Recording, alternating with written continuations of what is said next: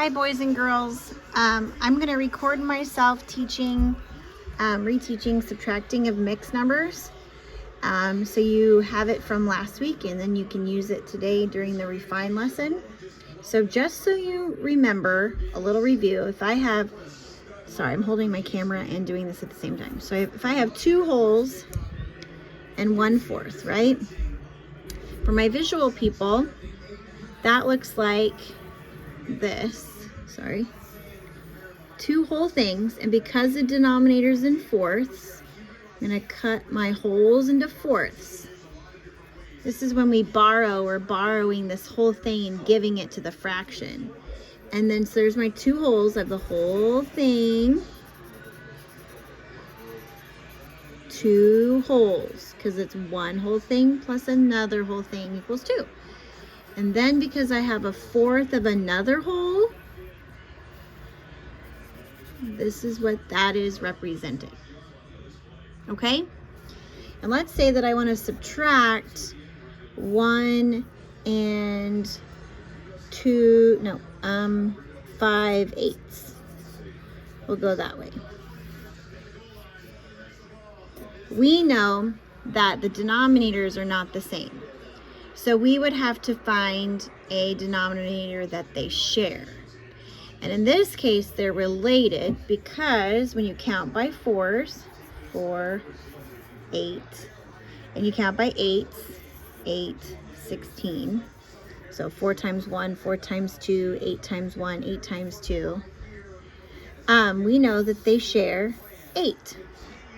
So this is kind of nice because this one's already an 8, so I don't have to cut it into smaller portions, but I do have to change this one. So I'm going to rewrite this problem down here. So I have 2 and 1/4. I'm going to get it into 8s minus 1 and 5/8. And that's going to stay the 8s. Okay? So in order for my 4s to get into 8s, I'm going to make the pieces, sorry for the shadow, 2 times smaller. Because 4 times 2 is 8. 1 times 2 is 2. Now, what I notice, just like subtraction that you've always been doing, if the bottom number in this fraction, if the number below it, its numerator is bigger than the top one, we've got to borrow. Do you remember how these were in fourths? Well, this picture now in 8s would look like this. I'm going to draw a little smaller. I have 2 wholes. Instead of 4ths, they're now cut into 8s. So I had my 4ths. And you told me they got 2 times smaller. So each slice is going to get 2 times smaller, and I'll have 8 pieces. 1, 2, 3, 4, 5, 6, 7, 8. Do the same thing with this one. The reason why I'm showing you this visually is because I'm going to have to borrow one of these to give to this one.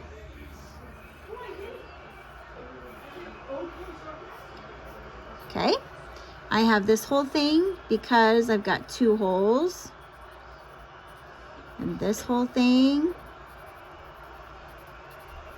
and then I've got 2 8s, so 1, 2, which is the same portion size as this 4th up here. Okay, so now, because 5 is bigger than 2, I have to borrow from a whole number. So I'm going to take this one, and I'm going to give it to this one. So I'm giving 8 pieces to here. I already got 2, so let's see. 1, so I got 8 coming here. So 1, 2, 3, 4, 5, 6. 7, 8. So now what I'm giving this to is 8, 9, 10. So it's no longer 2 8s, it is 10 8s, because I gave this to the 2 8s. So I had a little left over. Now, can I take 5 from 10? Absolutely. We know that 10 minus 5 is 5. Our denominator doesn't change, is 8, which is kind of funny because that's what I started off with. If I borrowed from this 2, do I have a 2 anymore? I don't have this anymore. It came over here to this fraction, made it improper. So now 1 minus 1 is 5/8. So the difference between 2 1/4 minus 1 5/8 is 5/8. Okay? So don't forget, whatever your denominator is the pieces that you're giving to the number if you have to borrow. This is why we're giving the number, why we're borrowing, and how come this fraction changes. And don't forget to subtract your whole numbers. Okay? Hopefully that helps. You can watch this video back if you need to, or if I went too fast. Bye, guys.